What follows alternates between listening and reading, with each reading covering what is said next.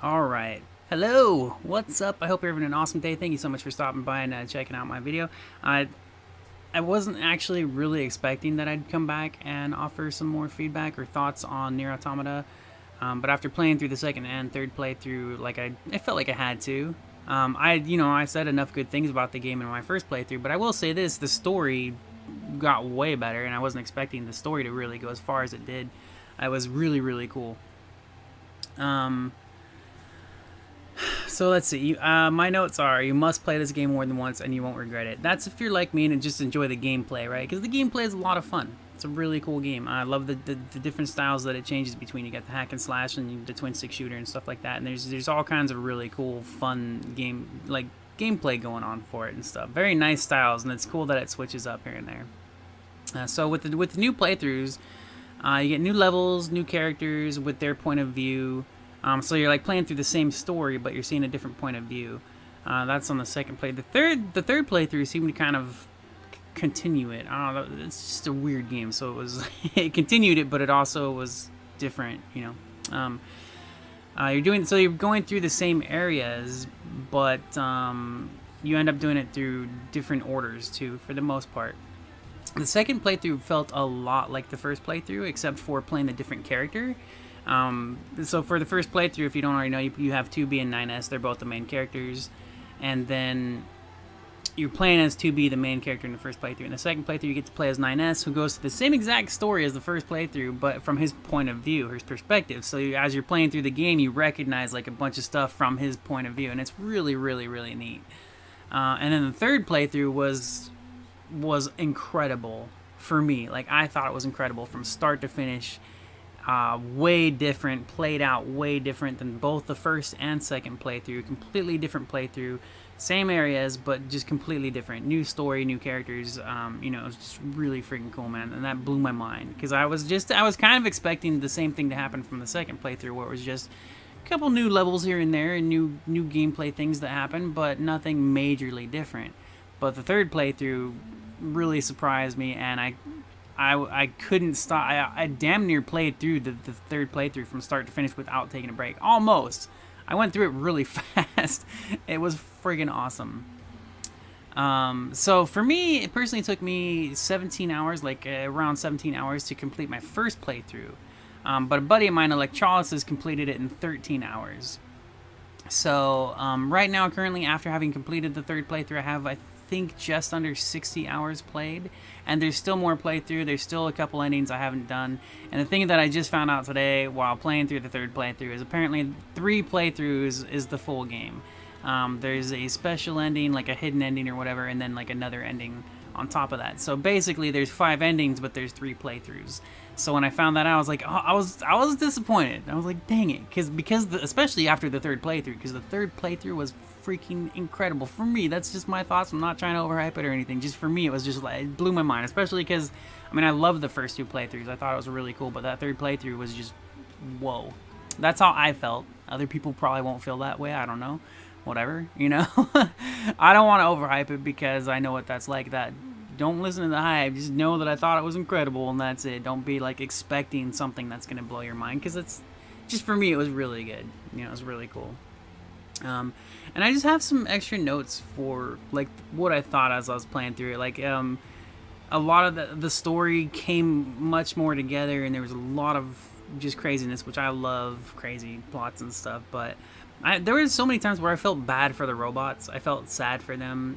The way they're programmed to kill.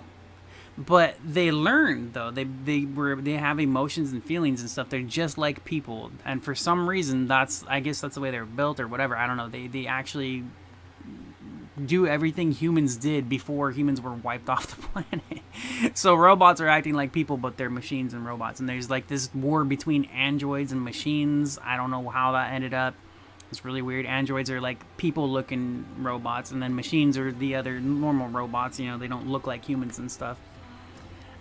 So they had their own stories and stuff, and then they were programmed to kill, but they learned that they cared for their family of robots, like their model of robots and stuff. So they were instead of just killing to kill because the others are the enemies because they're programmed for that, they were actually killing to defend their own like robot family, which is just weird and messed up and crazy, and it sucked. You know, it was just weird, man. It was terrible.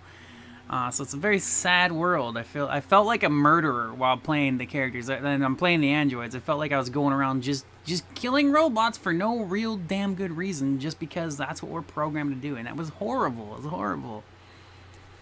Let's see. Oh yeah, first playthrough of was 9S was always telling 2B to kill the machines because they're the enemy. That's the way they're programmed. And then the second playthrough, 2B was telling 9S that. It was just weird, man. I did forget to mention early on in your first playthrough ever, there are robots like right away that don't fight back. They're just kind of in the world, and you can kill them. And that's one of the things. 9S, from the start I didn't like 9S, man. I was like, dude, this guy's a bastard. He is a cool character, and you get to like him, but he's always just like kill everything, just cause, you know. It's like, all right, dude, relax. You know, they're not even doing. They're literally just walking around. They're doing nothing. They're not even aggressive. It's just made me so mad. But yeah, so I don't know. I mean, overall, I have a bunch of notes that I just want to talk about, but most of it's just little intricate stuff inside of the game. The more you play and the more you get to do, the more you do side quests and stuff. And I'm really glad I kind of focused on the story in the first playthrough and did side quests on the second playthrough, because it just made it easier for me, especially because, like I've said before, like the graphics aren't super impressive. There are some amazing levels in it, beautiful levels, but it's a small game, small world, not a lot of levels, so the graphics aren't super impressive or anything. So because of that, I didn't want to keep backtracking, going back and forth for side quests and stuff. I just kind of wanted to stick to the main story, and I did. But I loved it. I actually, in my second and third playthrough, like I was making sure I was going out of my way, trying to make sure I did like every side quest that was there, just because I love the game so much. I love the world. I love to see the little stories that the side quests have that make me feel sad for the robots. And I'm just like, oh my gosh, it's crazy. It's really emotional. So yeah, some of the side quests that you do will, for me, like I wrote this down. You won't believe some of the side missions you do. You won't believe some of the stories that you come across. They will touch your heart, or just entertain you, just be fun and something worth doing, you know. So it's, the whole thing is worth playing. Like all the little things are worth playing. I'm still gonna go back and I'm going to get the 4th and 5th ending. And there's a secret boss. I remember I accidentally came across it in a stream, and I was like, what is this? And then I like, somebody in chat said it was a secret boss. And I was like, oh my god! I left the stream right away. I was like, no. But that's cool. So yeah, there's a lot of the game is full of metaphors, philosophy. It's beautiful. It's really cool stuff, man. Trying to get through my notes because I don't have a whole lot more to say. I just wanted to make sure that you know, like, look, now I've fully completed the game, and it's totally worth playing 3 times, if not more. Like, I started, you know, the thing about it is I started my 4th playthrough of it, and it really straight up starts you like as if it's your first playthrough ever. So what happens is after you beat the game, it gives you a chapter select, and then you're able to go through and pick your chapters instead of starting a new game kind of like the previous playthroughs did, but with like a different story, different perspective, and all that kind of stuff. New gameplay modes and types and stuff that happen throughout your additional playthroughs. But I was a little disappointed when I found out that the 4th and 5th endings were not because of a full playthrough. They were just extra endings, and I was like, no, damn it, you know, because I was expecting and looking for, especially after that 3rd playthrough, I was like, there's no way they could top that. That's what I kept thinking. I was like, how is the 4th and 5th playthrough gonna go? Because this was just like, I loved it, man. I was just like blown away. Yeah, so I guess a couple notes. I like the robots who question their meaning of their existence, and they actually perform suicide and stuff. It's just crazy. It's just a ridiculous world, man. It's bonkers. So it's worth playing, man. It's a great game, and I didn't have a lot more to say. This video shouldn't have gone on as long as it has so far. So if you have watched this and heard me repeat myself over and over, thank you for watching. I'm glad you like to stick around. I do have a few extra notes here and there, but it's all really just talking about what happens in the game to give you an idea of what it. And I don't want to spoil that for you. I actually wrote it down just so I could mostly just write, so I wouldn't forget that part happened, and I'd be able to be like, you know what, there's gonna be some amazing stuff that you're not gonna want to miss, basically. It's really, really, really good game. Yeah. All right. I don't know. I'd love to say more stuff, but I'm basically just repeating myself. So anyways, I will talk to you guys later. Hopefully I'll see you later. And you have an amazing, amazing day. Make sure you do not miss out on this game. If you want to wait for it on sale, wait for it to go on sale. That's fine. Make sure you play this game. I cannot. I've been waiting for the first game to go on sale for a long time. And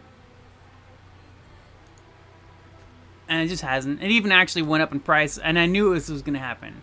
It went up in price as soon as this game came out. I knew it was gonna happen, and I was so mad. I was like, but I'm planning to eventually get around to the first game, and apparently there's a lot of like references and kind of stuff from the first game. So I don't know. Eventually I'm gonna play that. Anyways, yeah.